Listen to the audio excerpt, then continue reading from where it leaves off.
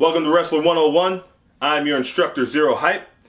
In this class, we are going to be discussing the great American pastime. Now, I know what you're thinking. I'm not talking about baseball. I'm talking about the time-honored tradition of fake tough guys pretending to beat each other up for fake gold belts awarded to them by the people in charge, based on the reaction of an audience that knows it's all for pretend. That's right, in this class, we will be using the F word.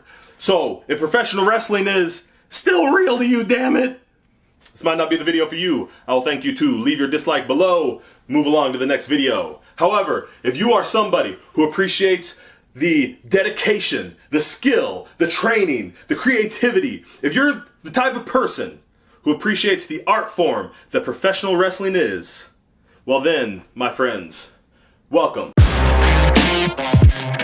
For starters, I'm going to need all the wrestlers, promoters, bookers, valets, managers. If you're in the business, please sit down for today. Hold your questions until the very end. This class is for the fans.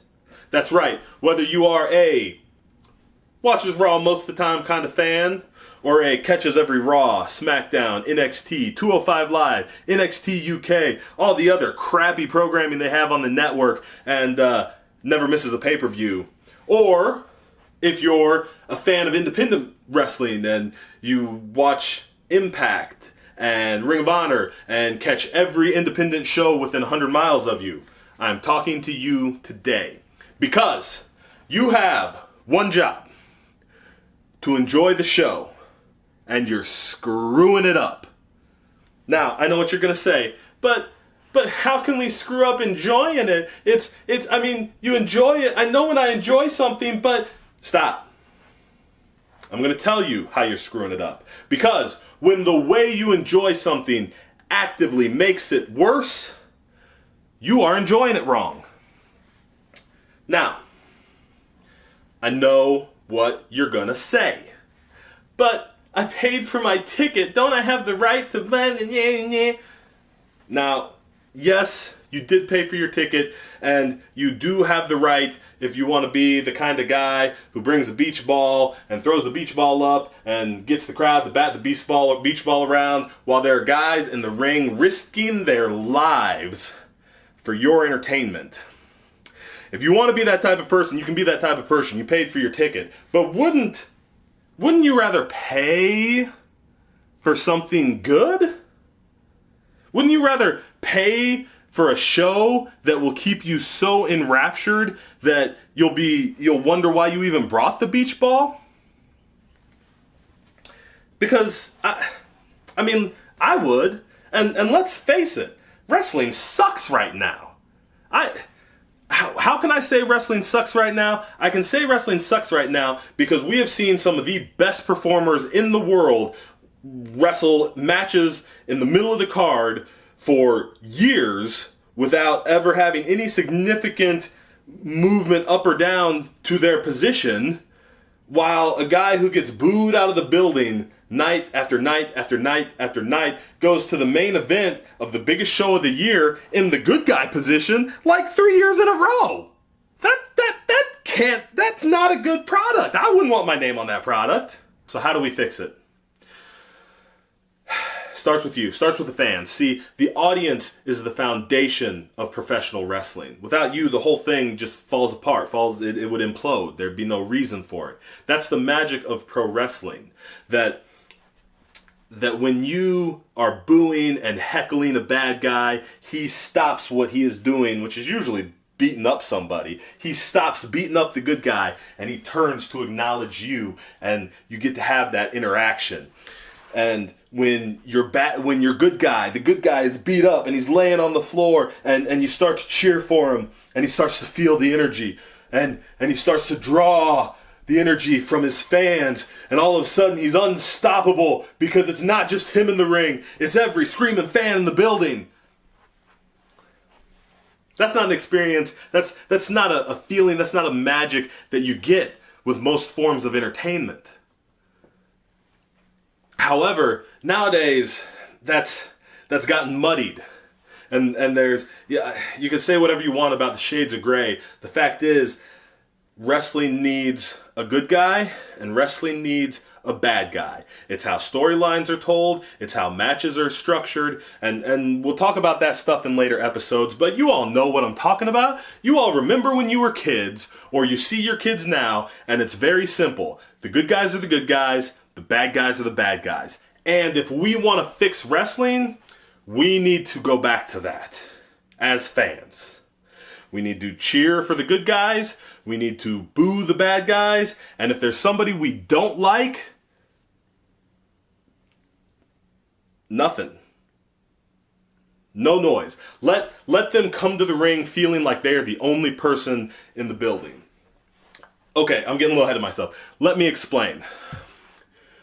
When you have a bad guy, and he's such a good bad guy, and he's so entertaining on the mic, and he's just got such an over-the-top character, and he's just so entertaining, and gosh, I follow him on social media, and he just seems like such a great family man and a really cool guy, and then when I see him, I want to cheer for him because I like him. But he's a bad guy. But he's a good bad guy. I love to hate him, so I'm going to cheer him. We have to pull that back, and we have to remember that I love to hate him. And boo. Because the boo is the reaction that he wants. I can tell you, as somebody who has wrestled for 20 years, when I'm a bad guy, I want the boo reaction. I want to get booed out of the building. That's how I know I'm doing my job. That's how the promoter knows I'm doing my job. When you cheer for a bad guy, you are telling the promoter, not that I like this person as a performer. You are telling the promoter, I like this guy, we should make him a good guy. And the promoter goes, well, they're cheering for him, we ought to make him a good guy. And then they make him a good guy. And then even if he's a good guy, they have taken away the bad guy that you loved to hate. They have taken away all the stuff that you loved about him, that you wanted to cheer about him, because you cheered him. So we need to boo the bad guys. Cheer the good guys. That's pretty self-explanatory, right? If we're booing the good guys, that gives them the power. So if we boo the good guys and we boo the guys we don't like, okay, that gives the promoter the power to say things like, well, he's a star, he gets a reaction, and that gives that guy that we don't really like the power to say, well, whether you love me or you hated me, you always reacted to me.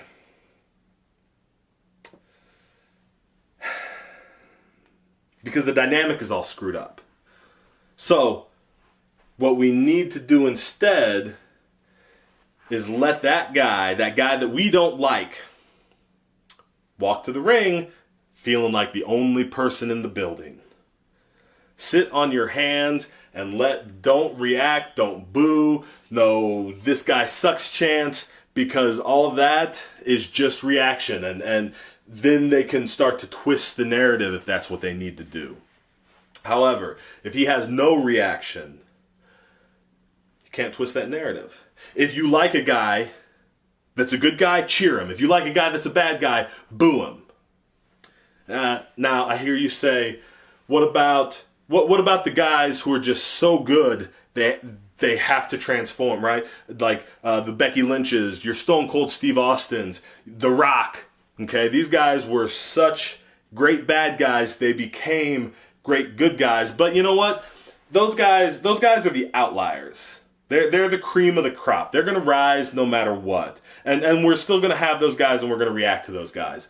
But to get the show back, to get what we need from professional wrestling, we need to go back and react so that we're telling the story, so that we can tell the story with them, so that the audience, so that you, the audience, are back in the story with us, and we're not just trying to put together cool spots and nifty one-liners. We're telling a story that involves you, the fans. We have to cheer the good guys, boo the bad guys. Any questions? Class dismissed. One.